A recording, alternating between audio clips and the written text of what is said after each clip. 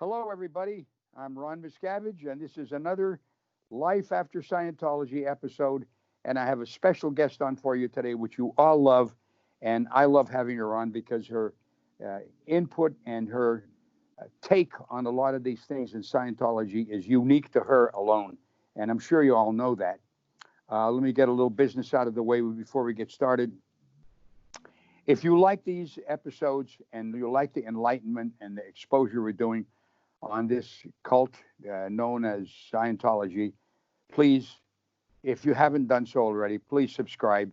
And if you'd like to, you can become a patron. Just go to my site, The Real Ron Miscavige, and I'll show you how to do that. So without any further ado, except one little short musical note, which I don't have my horn here because I'm very close to the camera because I'm shooting this at home because I can't use the studio because of the coronavirus right now. So let me give you a short musical interlude.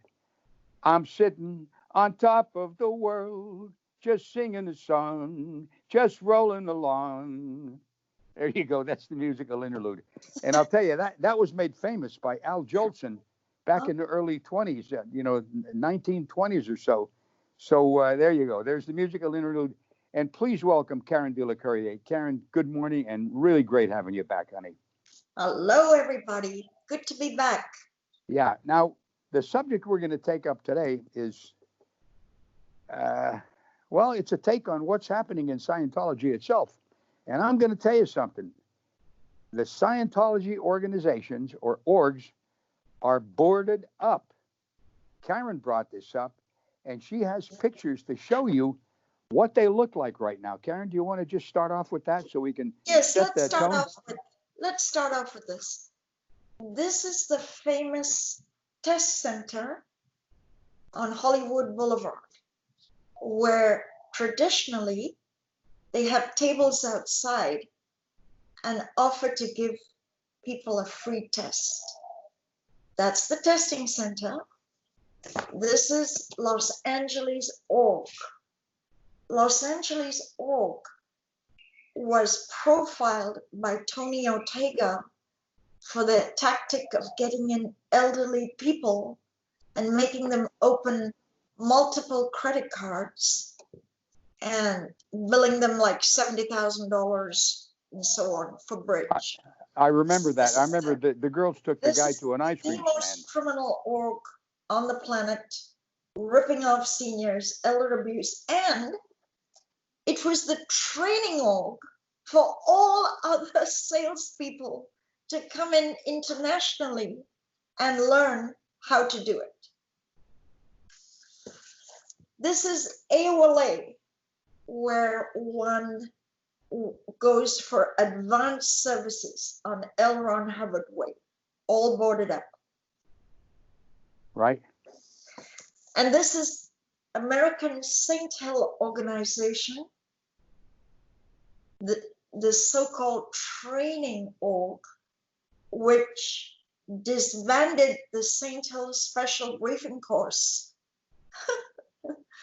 They don't have their namesake, Saint Hill special. Actually, it's supposed to be the briefing course org, which they don't have. That's all been, whatever they're doing, revising it, all made redundant.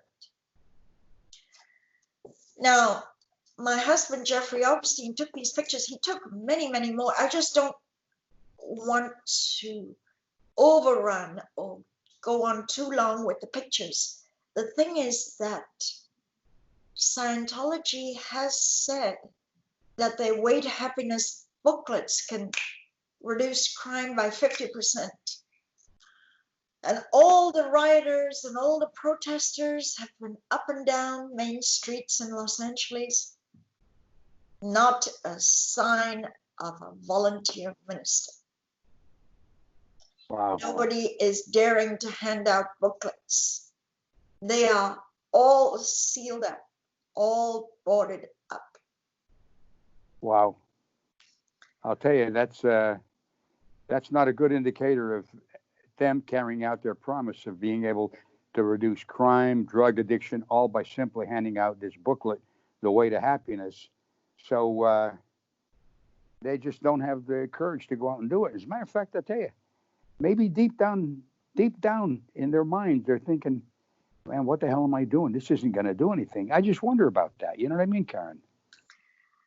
You know, the hardcore are so in the bubble. They're in the matrix. They just cannot think straight. Remember, in the seal, the way it all goes, you don't really have time to think and analyze. You're trying to just survive another day.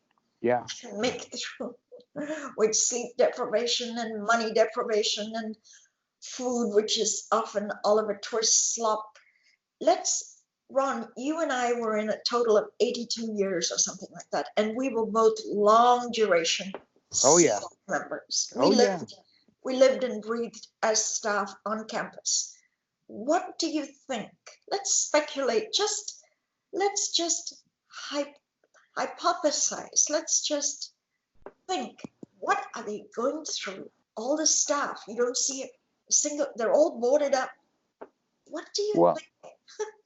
I'll tell you. I could take this quote. Hypothetical now. I know. Yeah, I know. I could take this quote out of Dante's Inferno, where on the gates of hell, there was a sign posted that said, "Ye who enter here, abandon all hope."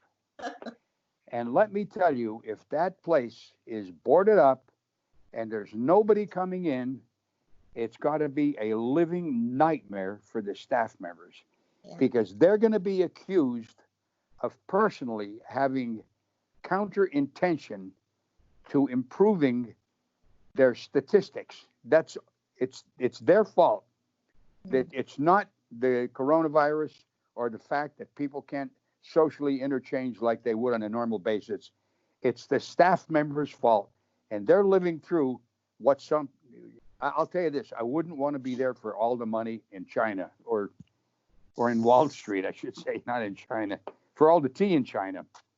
It's got to be a nightmare, Karen. Could you imagine you coming? You're there. You're probably sleeping there and eating there. What are you being told all day long? Probably everybody's getting security checked. You know, what's your deepest evil purpose that you're dramatizing to make all this happen? That's my initial take on it. I'm going to give a prediction here. I really don't like to get into hypotheticals and theoreticals, but I'm going to predict when this pandemic is over, there's going to be a huge amount of departures of staff.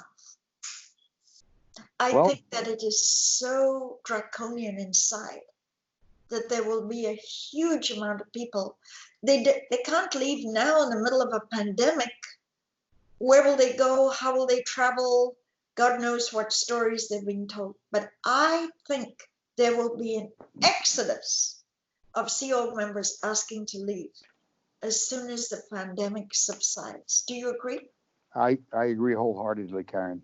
And let me tell you, while we're on that, why don't you tell them about the foundation for those who do leave, just in case, by the grace of God, somebody could be watching this right now. Yeah, or someone has a relative inside. There is a foundation called the Aftermath Foundation, which Leah and Mike did the series, the Aftermath series, which had 3 seasons. And so I think it was Leah wanted something more than just a series to come and go. And a few people like Luis Garcia, they put their heads together, Aaron Smith-Levin, and this foundation was created. So if anyone wants to leave and they don't have any money, they don't have a driver's license, they don't have a bank account, they don't have an ID, they don't even have a library card, well, they can just Google Aftermath Foundation. And the Aftermath Foundation can help them have a soft landing and see that their basics are met so that they're not just some lone wolf out in the desert. Yeah, and by the way, this actually does happen. This is not just we're saying this, and when you go there, it's just nothing's happening. No, you will be helped. You're Yes. not on your own. You are not on your own. Just realize that. This foundation is set up to help you so that, as Karen said, you can have a soft landing. You'll be helped in whatever way that you need help. So please, if you have the inclination to bail, but you're worried about, having enough money to eat or getting a job or anything, take advantage of this. It's the Aftermath Foundation. Google it, and it will come up. And I wish you'd do that. Some relatives and friends, because look, I got to say this. Not only are they boarded up, there's no TV. They're not allowed to read newspapers. They're not allowed to borrow books from the library. We Sea Org members are literally cut off from the outside world. Yes. And when this was challenged in the courts, the cult said, oh, look at monks. They live like this and all that. Well, let me tell you, Sea Org recruiters don't reveal any of this when they get you to sign that 1 billion year contract. So they're locked in. If they call a parent, security is listening in on the phone call. Yeah. They can't receive a letter which is not already opened and read by security. I mean, my God, this is North Korea. Yeah, it's terrible. Right? So they're not only boarded up, they have no access to the outside world. Well, I'll say it again. Take advantage of this. Take advantage of it. If you feel inclined to leave, just go ahead and do it.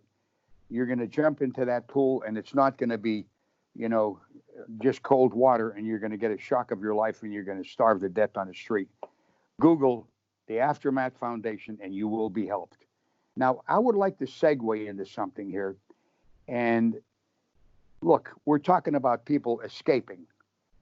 How do people get roped into this? Let's take that up for a bit, Karen, because, I mean, they're very cunning how they do this. And you can go ahead and roll with that. This is a question that cannot be asked enough. I'm asked this a lot in private Gmails and stuff. If people hear the horror side of it, who would want this? What is going on? Why are people roped in like you just asked? And I will tell you why. Scientology doctrines ask and coach you to find out what the person wants. What is the want? Everybody has what we call wants handled. What I want handled is I've got an eternal pain in my right knee, or I've got headaches, migraine, whatever it is. What is it you want? What do you want? Or what is it that you have that you don't want? I have a very bad relationship with my sibling, with my business partner, with my wife, with my husband. What is it you want? Then Scientology pitch very strongly. We can provide that want. We can give you what you want. We can, whatever you don't want, we can take away your don't want. Now, you can't walk into any supermarket or any store, anywhere, and get someone telling you, we can give you what you want. That's very powerful. We can give you what you want. Yeah. Now, not only give you what you want, but it starts very slow, small little money at first. This is going to cost you an arm and a leg as you're more deeply in, but it starts off gradiently slow. Now, there's a dual thing. Not only is Scientology, if a person is in a very rough marriage and Scientology tells them, we can handle that. We can take this problem off your plate. We will give you what you want. That's step number one. Here's the double-edged sword. And I know you totally will resonate with me because we've had this. Yeah. There is such a thing while you live and breathe called a high.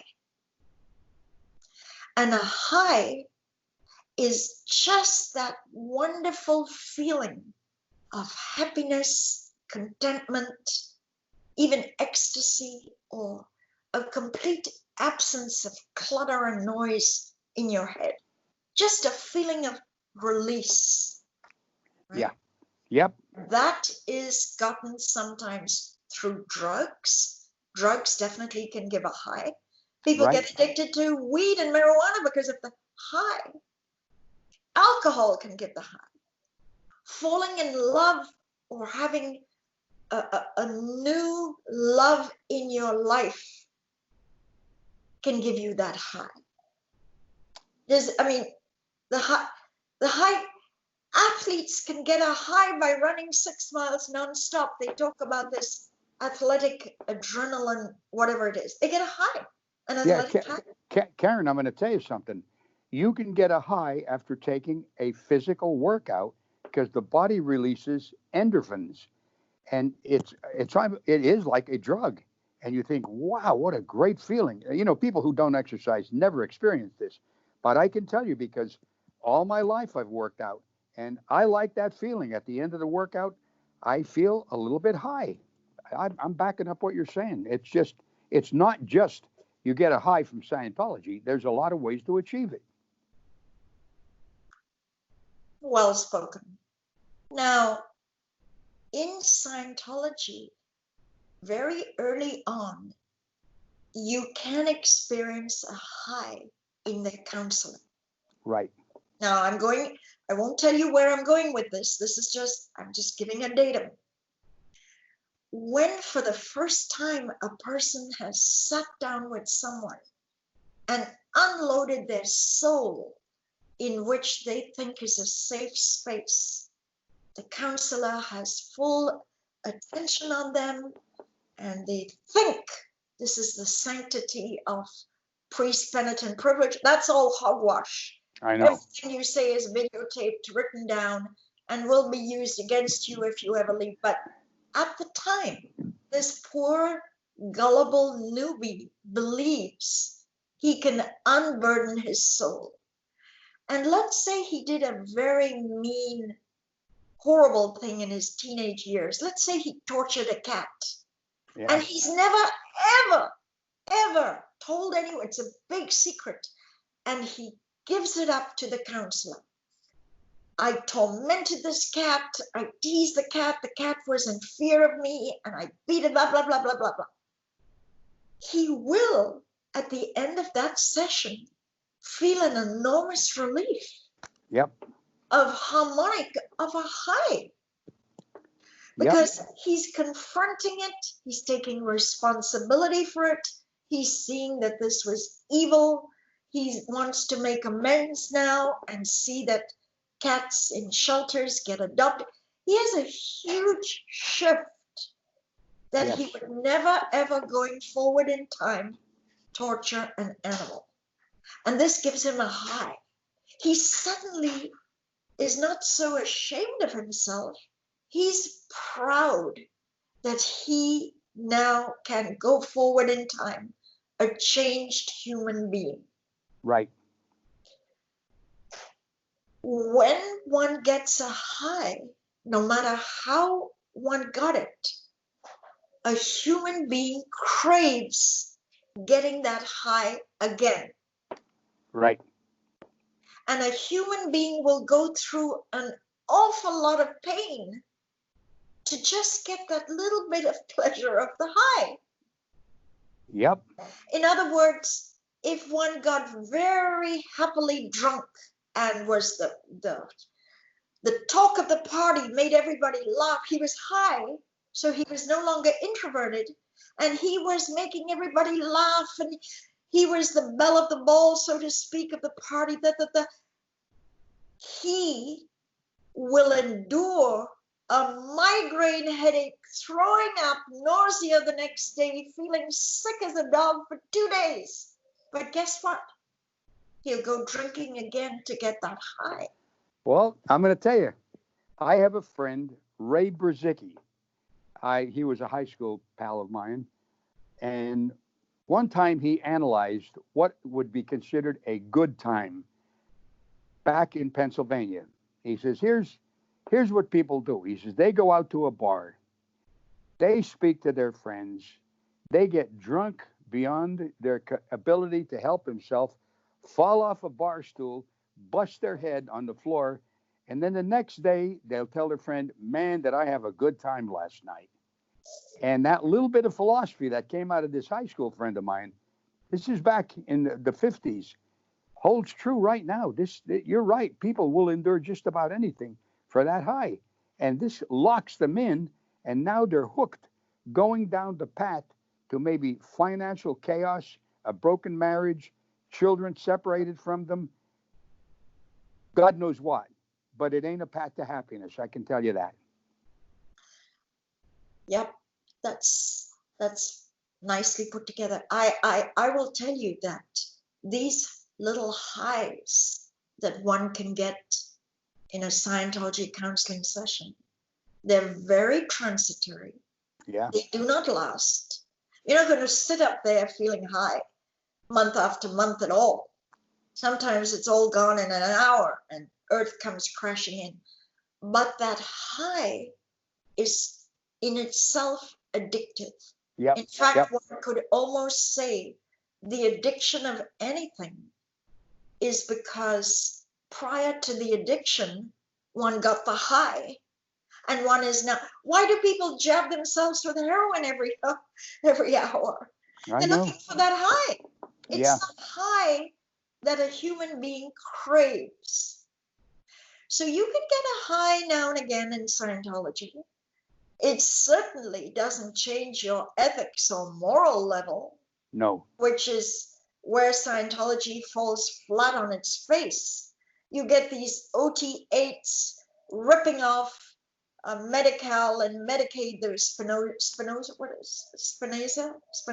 The chiropractors. The chiropractors in New York. Yeah. Ripping off. You get OT8s doing really sinister things with money. Oh yeah. Jeffrey investigates a lot of that. So you're really not climbing up morally or ethically. No. But you could get a high, and you could crave that high. So you crave auditing, you crave Scientology counseling. Yeah. Looking for that little high. So your original question to me is, why do people get roped in? Well, I'll tell you, when you sit down for the first time with a counselor and you're coaxed with techniques to just unburden yourself, you can get a high. Yep. You can get a high. And it is the hook. Does it change your life? Do you go home and stop beating your wife? Not at all. Yeah. Right? Not at all. But you can experience a high, and you can want that high. And you can want that intimacy with a counselor, not sexual intimacy, but the intimacy of completely talking to someone which you believe is in a safe space. You're exactly right, Karen. That's exactly how it works. And it is the hook of hooks. With that hook, you now are on the fishing line and you're being pulled in. That is how it works. You just described the phenomena. Yeah. So finding the want is powerful because those first early techniques they're going to do, like in life repair, is paralleling what you want. And suddenly these newbies in think, oh my God, there's a whole organization willing to give me what I want and delete or take away what I don't want. Yeah. And I'll tell you, that's how people are roped in. I know. And the addiction of the high. That that follows with wanting to get the high, the little brief high. And that other point you just made, that you think, wow, I have this immense amount of people on different jobs that are all wanting me to get better. It's a lie. It's a complete lie. They want to take your money. That is the real reason all those people are there. They want your money at any cost, which means it doesn't really matter what happens to you. We just want to get richer and richer and richer. Now, they can't accumulate all this money. What do they do with it, Karen? Well, yes. A 501c3 is forbidden by the IRS to stockpile money. I mean, just take a look at it. An entity could become so wealthy. In British India, the British East India Company acquired so much wealth that it could practically compete with the British government in what it did in India, because when you get that wealthy, you become almost dangerous. Yeah. Because of the power you have in the wealth. So Scientology buys buildings and it says, look, we're expanding. It's using the buildings to prove what a big demand there is for the cult's services. Yeah. So not only are they complying with the IRS by buying the buildings, they're saying, look at our expansion. But we live in an age of internet pictures, and these churches lie there empty if they're not boarded up. Yeah, I can tell you, Karen, we are probably viewing in the history of mankind the largest amount of so-called religious edifices used to store air. You realize that? We could be watching a phenomena maybe nobody else will see in the coming 1,000 years. So look at it for what it is. They are terrifically big, wonderfully appointed, fabulous, marble floors, desks, and look at how nicely that air is stored. They have to, the air stored. They have to even import people for the grand opening, which is so staged. They bus in people from other states just to make a crowd. They can't even put together 100 people in the local area to attend. So there's a lot of fluff and froth and all that. But the big thing, Ron, when all is said and done, the big thing is how this tax exemption was pulled off in 1993. And we may have glossed over it and covered it in previous interviews. We might have done that, but just think of how the church filed 2,400 lawsuits on the IRS. It had little members in all these satellite states, in Arkansas and Alaska and Michigan, and they all filed lawsuits on the IRS. Yep. Think of having to manage 2,400 lawsuits. So part of the bullying and the bargaining to the IRS was, we'll make all the lawsuits go away. Gone. Yep. Just give us tax exemption. 2,000 lawsuits. We'll force all our parishioners to be honest and file their taxes so you make money. We won't give services to those people frauding the IRS. There was a lot of maybe they found out what is it the IRS want. Yeah, that's true. True. We'll give you your want. Yeah, and we'll you're right. Take away what you don't want. That's a very, very clever point. Very clever point. And what they used on the IRS to bring them to their knees to give them tax exemption, now allows them to do that to practitioners who leave and say something bad about them. They'll file lawsuits on them. You know, we're on a roll, but I'd like to do part 2 of this. I think We really we always like to give some lesson learned, some education in these videos. And I'm looking at the want and how cunningly and craftily that is engineered into everything, including the IRS. We just spotted that that's what they did with the IRS. I know. That's completely spontaneous. I had never realized that. I'll tell you something. I think we hit what they called the end phenomena. And it's the same thing in music. And I'll tell you what, in music it is. If you're going to play a set and you have maybe 3 numbers to play, but you just played one and you got a standing ovation and people are going nuts over how wonderful it was, end the show right there. And I think we've hit the point that we wanted to do, which is any lesson learned. We usually what was the lesson learned? Well, the lesson learned is many things. How you get conned into Scientology with them saying they can produce what you want or get rid of what you don't want. And that carries through on a thread, almost like a DNA, as to how they can how they did handle the IRS. I mean, that's a hell of a lesson, isn't it? So for all of you out there, if you want to find out what else I do, go to my website, therealronmiscavige.com. If you haven't subscribed, you can see now you're going to get well educated and enlightened by watching these shows, and especially with Karen. It's great having you back, Karen. It really is. Oh, let me be back in a couple of weeks. I don't want to stay away that long. Okay, good. I agree. So if you haven't subscribed, please do so.